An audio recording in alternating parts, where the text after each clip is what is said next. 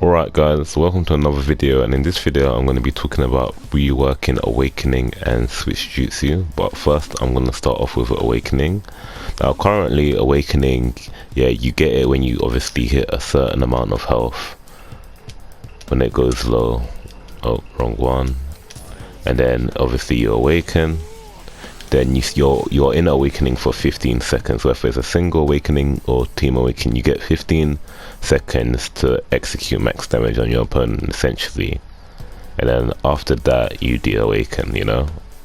But you get 15 seconds to get as much damage on your opponent as possible, because that's why you awakened, obviously. Whether you're using it to a comeback or you're using it to get 2-stock, it's up to you. It depends on the situation and your opponent playing. Then you deactivate, and the punishment that you get is that little icon under my sub bar. It means I take more damage than I normally would, so my defense is down. So for example, if Naruto was to use his, defense down tag and attack uphill on me, the amount of damage I would take is disgusting, absolutely disgusting.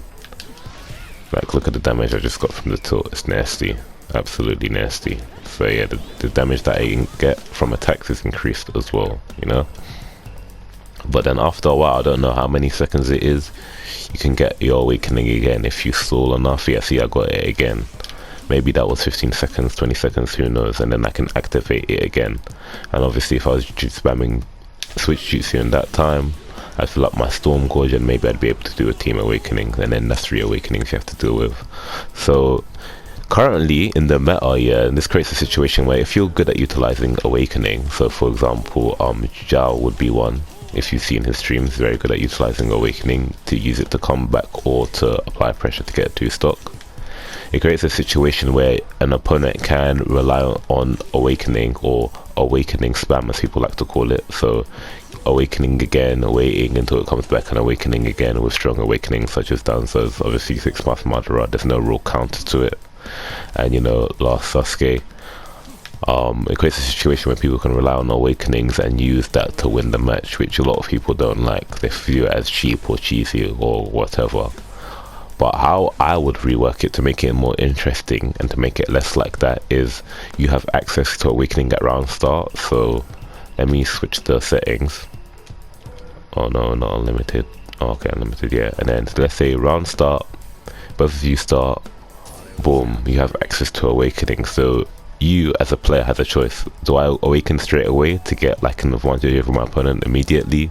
Do I wait until I fill up my Storm Gorge and then get access to my team awakening and have a full 3-man team awakening advantage so I can get as much damage as possible?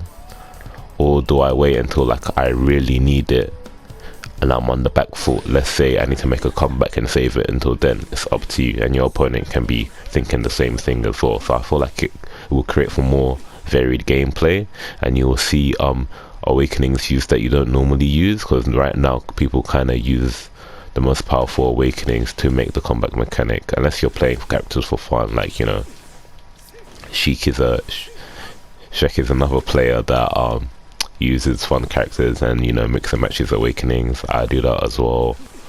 But the only thing that I would add to it is that you have access to it at round start, but you can only use it once. So that means when you use it, you have to use it fully. Like, you have to use it optimally, should I say, because you only get it once. You have got to really think about when you want to use it.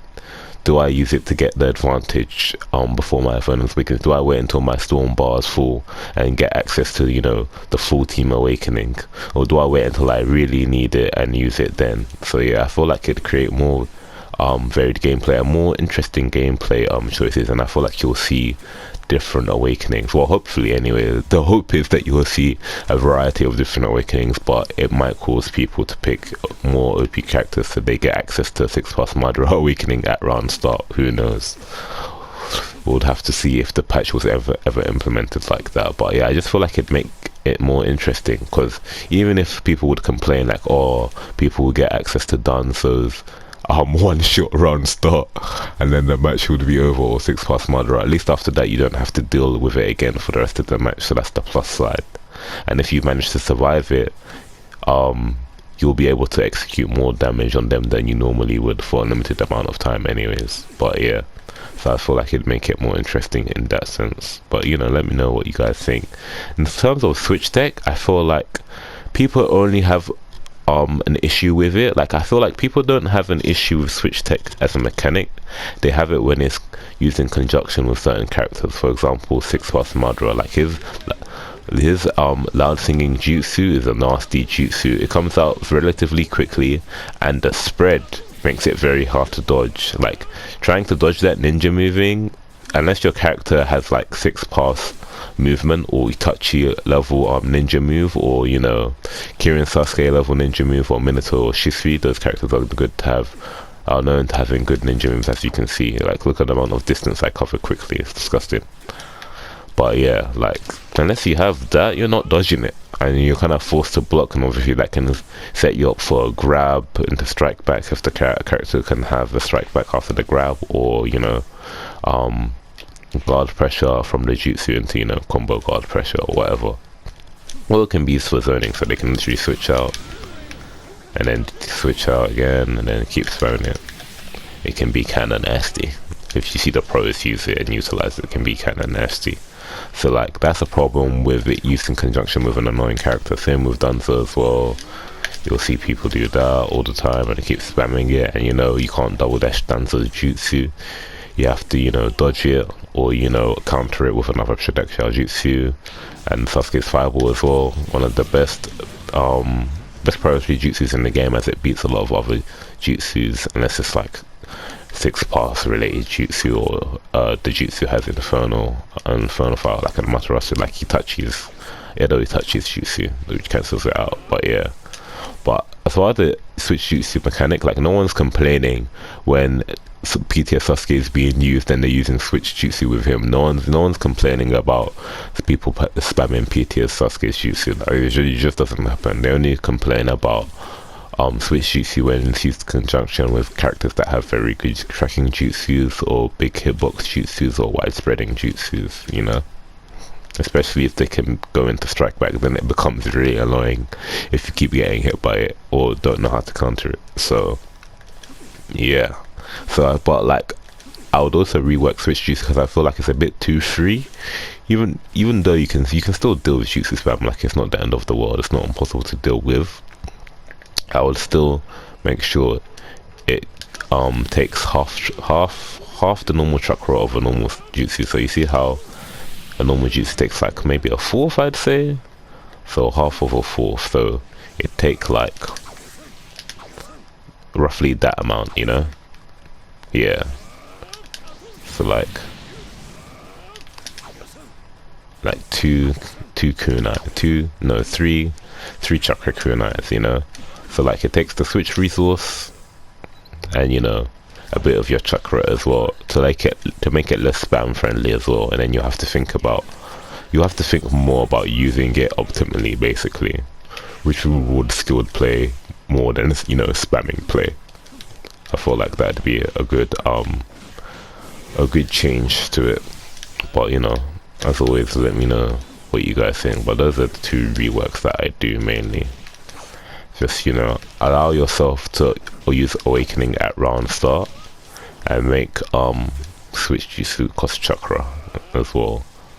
But yeah, because like, as a skilled player, like, you guys already know, like, if currently as it is, yeah, if you're a skilled player and you get like a 2-stock on your opponent, or you get a perfect, because there's a situation where does that happen, you don't get access to your Awakening. Because a lot of people will say like, oh, if someone's spamming, you know, Awakening, or they're using triple Awakening and keep using it on you, just use it as well. If you have the health lead, you do not get access to it, and if you keep up your health lead, you don't get access to it. So if you're a skilled player and you're dominating your opponent and you're outplaying them, you don't get rewarded with Awakening, you just don't get access to it. So that's the downside of the current Awakening system. But the person that's getting beat up, not only is their storm bar going up, wait, hold on, let me set it to normal. Yeah, so when you get attacked, your storm bar goes up naturally, especially if someone wants to do an ultimate jutsu on you. So let's say you're winning and you get off a max damage combo and then you finish it, they're getting rewarded essentially. Like, obviously their health is getting taken down, which is not what they want, but in the back of in the background, I should say, their storm bar is getting filled without them not doing anything, and then they get access to the awakening and triple awakening at that if their storm bar is full.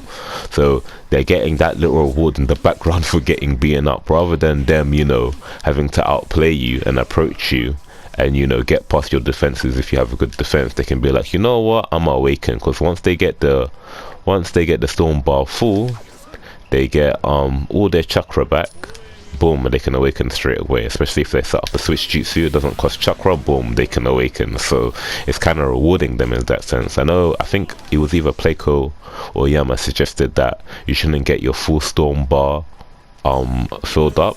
You can get half of it filled up, which I think is a good idea. Like, I wouldn't really mind with my rework about having it around start and you only having once. I wouldn't really mind the storm bar replenishing all the chakra, but that is a good way to counter it. So imagine that it only fills up half and switch jutsu costs like a bit of your chakra. It'd be a good way to, you know, negate jutsu spam and awakening abuse as well, along with the awakening rework that I suggested. But yeah, let me guys know what you think of my awakening / switch jutsu rework. Maybe you guys have another suggestion, or you like the way it currently is and don't want it to be changed. But yeah, let me know what you guys think. That's kind of it for the discussion / video, and I'll see you on the next one. Peace out.